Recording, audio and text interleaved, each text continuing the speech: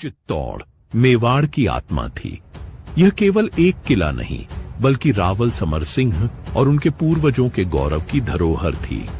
रावल रत्न सिंह ने अपने पिता की मृत्यु के बाद सिंहासन संभाला था और चित्तौड़ के वैभव को सहेज कर रखा।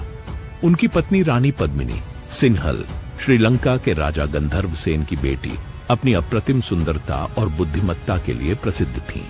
रघुकुल सूरज मेवाड़ प्रभाकर महारावल रतन सिंह जी दरबार में पधार रहे हैं।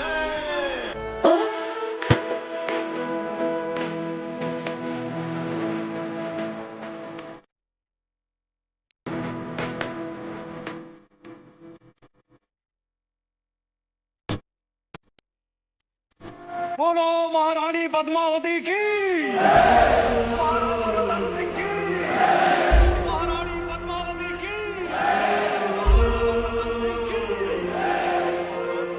जब सारा चित्तौड़ रानी पद्मावती की जय जयकार से गूंज रहा था, दिल्ली में खिलजी हुकूमत की शुरुआत हो चुकी थी।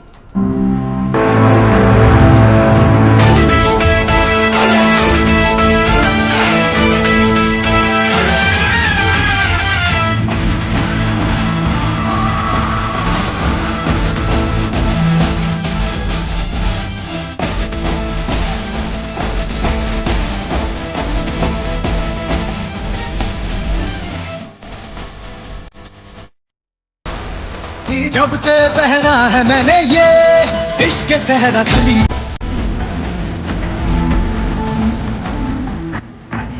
चित्तौड़ की गाथा में राघव चेतन का नाम एक काले अध्याय के रूप में आता है। वह एक संगीतकार था, परंतु उसकी कुटिलता ने उसे भटकाव की राह पर डाल दिया। एक बार जब उसने रानी पद्मिनी की सुंदरता को देख लिया तो उसकी आंखों में लोभ झलक उठा। राघव चेतन ने दिल्ली के सुल्तान अलाउद्दीन खिलजी को भड़काया और बताया कि चित्तौड़ की रानी पद्मिनी संसार की सबसे सुंदर महिला है। अलाउद्दीन, जो पहले ही साम्राज्यवादी था और अपने विजय अभियानों के लिए जाना जाता था, इस बात को सुनकर लालच से भर गया। उसने पद्मिनी को पाने का निश्चय किया। 28 जनवरी 1303 को अलाउद्दीन खिलजी ने अपनी विशाल सेना के साथ चित्तौड़ पर हमला किया। किले की ऊंची दीवारें और रणनीतिक स्थिति ने दुश्मन के लिए इसे अभेद्य बना दिया। अलाउद्दीन ने कूटनीति का सहारा लिया और रावल रत्न सिंह को संदेश भेजा कि वह केवल रानी पद्मिनी को देखना चाहता है। रानी के सम्मान और चित्तौड़ के गौरव की रक्षा के लिए यह प्रस्ताव अस्वीकार्य था। रावल रत्न सिंह अपनी सेना के साथ तैयार थे। उनके चेहरे पर चिंता की रेखाएं साफ झलक रही थीं, लेकिन उनकी आंखों में दृढ़ता थी। सुबह से शाम हो गई रावल जी। हमारे ख्याल से इस खेल में भी चित्तौड़ और दिल्ली को सुलह कर जाने से पहले अपने खानदान से तो मिला दीजिए। सभी से तो मिला दिया आपको, यही तो है हमारा परिवार। नहीं, ये तो है ही। हमारा मतलब था चित्तौड़ की शान रानी पद्मावती। क्या क्या हुआ? क्या हमने कोई नावाजिब गुजारिश कर? घनी ओछी बात कर दी तूने। चित्तौड़ में हम अतिथि को भगवान मानते हैं, वरना तेरा सर धड़ से अलग होता इस वक्त। लेकिन मंत्रियों की सलाह और रणनीति के तहत यह तय हुआ कि पद्मिनी का प्रतिबिंब जल में दिखाकर सुल्तान की मांग पूरी की जाएगी। जब अलाउद्दीन ने पद्मिनी का प्रतिबिंब देखा तो वह और भी अधिक लोभ से भर गया। उसने रावल रत्न सिंह को छल से बंदी बना लिया और शर्त रखी कि यदि पद्मिनी उसे सौंप दी जाए तो वह रत्न सिंह को रिहा कर देगा। चित्तौड़ की रानी ने अपनी बुद्धिमत्ता से योजना बनाई। उन्होंने अलाउद्दीन को संदेश भेजा कि वह रत्न सिंह की रिहाई के बाद स्वयं सुल्तान के पास आएंगी। स्वाभिमान क्षत्रिय की सबसे बड़ी लड़ाई है। इसकी रक्षा के लिए हमने सदियों से रक्त की नदियां बहाई है। अगर माता पद्मावती के सम्मान में मुझे अपना शीश कटवाने या काटने का अवसर मिलता है तो मैं अपने आप को भाग्य का किरदार से भी परवल समझूंगा। जय मां भवानी, जय राजपूताना।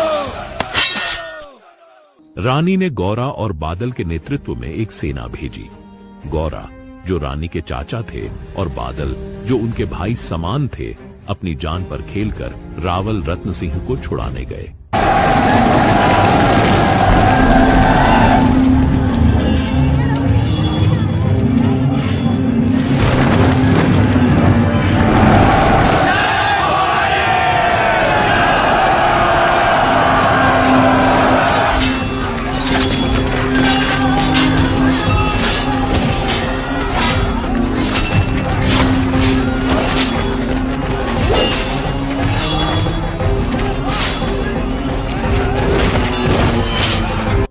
इस युद्ध में गौरा और बादल वीर गति को प्राप्त हुए।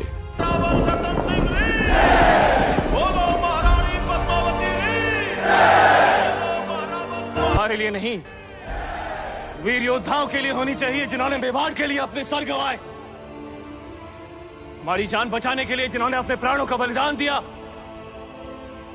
जब तक चित्तौड़ रहेगा, गोरा बादल का नाम गूंजता रहेगा। बोलो मेवाड़ के सेनापति गोरा सिंह जी रे, बोलो मेवाड़ के वीर बादल सिंह जी रे।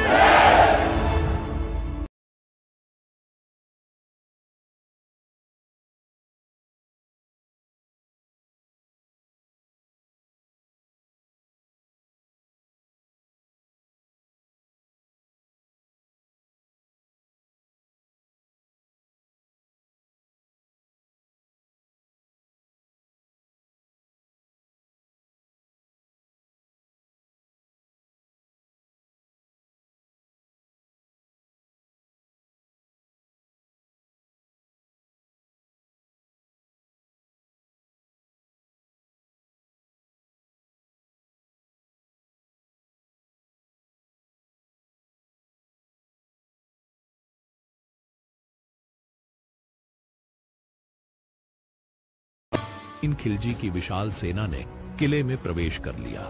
रावल रत्न सिंह ने अपनी बची खुची सेना के साथ अंतिम युद्ध किया। मेवाड़ के हर योद्धा ने वीरता से लड़ते हुए अपने प्राण न्यौछावर कर दिए।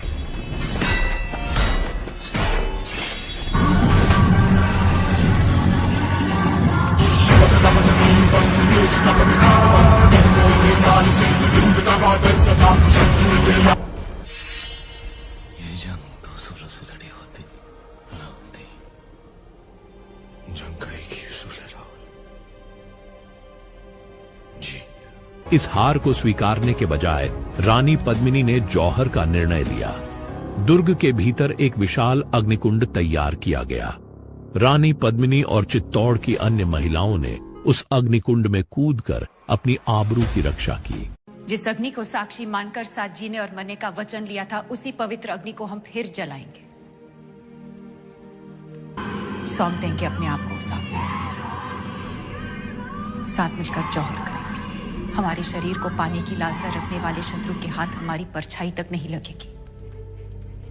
ये शरीर राख हो जाएगा पर अमर रहेगी राजपूती शान, हमारे उसूल, हमारा स्वाभिमान। और ये ही अलाउद्दीन रे जीवन री सबसे बड़ी हार हो।